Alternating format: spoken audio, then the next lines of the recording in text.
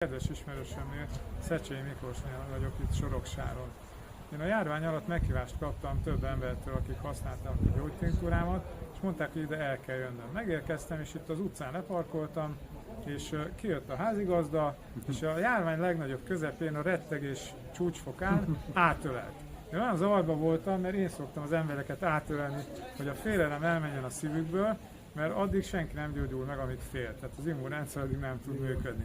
És a Miklós engem átölelt, és hát ilyen nincs. Nem tudom, hány embernél voltam betegeknél, én szoktam átölelni az embereket. És egyszer csak valaki engem átölelt.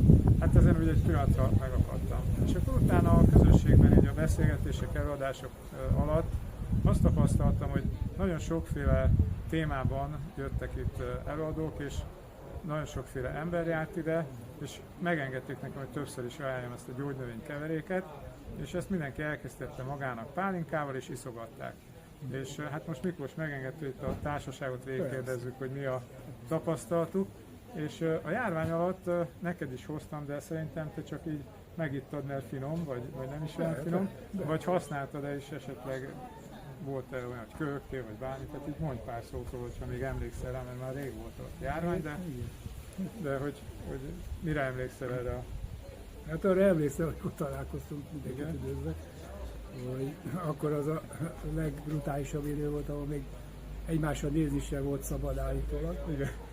Hát ehhez képest bevezettük, hogy megöleljük egymást, ami ez a szokás mai napig megmarad. Így van. Bár ez lenne ragadós mindenkivel, hogy találkozik megöleli, nem pedig húzódok. És meg megöleltek. És én minden olyan, aminek az a neve, hogy gyógytintúra, vagy javító, vagy legalábbis valami egészségek kapcsolatban, azt elfogadó vagyok. De miért nem? Hogy növényekből van, nem vegyszerekből, akkor azt én támogatom. És emlékszem, adtál nekem egy üveget, és mondtam, hogy milyen jó ízlés. Kétszer is igen, és hogy elfogyott. És egyet kellett ügyelni, de kocsiba üljek utána. Erre viszont jó. Viszont szerintem sokkal jobb, mint ha valaki úgy nézi, hogy ez egy alkohol, mert valóban segít a megfázást, tényleg olyan dolgokat, amit nem is veszünk észre. Mindenki köhög, meg rüszköl, és meg kaparatot nekem a szaunál után közben elmegyek egy marha hideg vizet iszok, de akkor megiszok valamit, és megszűnik, vagy a mésztől, ez a kettő azért megszűntette a kezét. Én ezt tudom, hogy abban az időben, amikor csak egy módszer volt, piac, távol maradt. Igen, tehát én azt vettem itt, hogy az egész közösség keresett természetes megoldásokat, és az immunrendszerét. Csak az a, semmi más. Sok emberrel, hogy beszélgettem, nem tudom arról, hogy valaki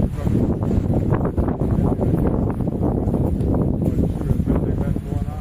Sőt, még volt egy hölgy, akinek ilyen 90 körüli Anikája volt, aki véletlenül után kórházba került, és kétszer is. Sajnos, hogy nincs ide, majd fogok vele találkozni, szerintem tudok vele beszélgetni. Úgyhogy fókuszbottal nem kergettetek el. Tehát senki nem mondta, hogy át lehet verni, mert mindenki ilyen működött. Mert amit megnéztem, hogy mi van benne, meg ahogy mondtad, meg a növényeket. Aki azt mondja, hogy a növények rosszak, akkor még nem hívott növényeket. Szóval az ajtó nyitva előttem. Tovább is. Köszönöm szépen.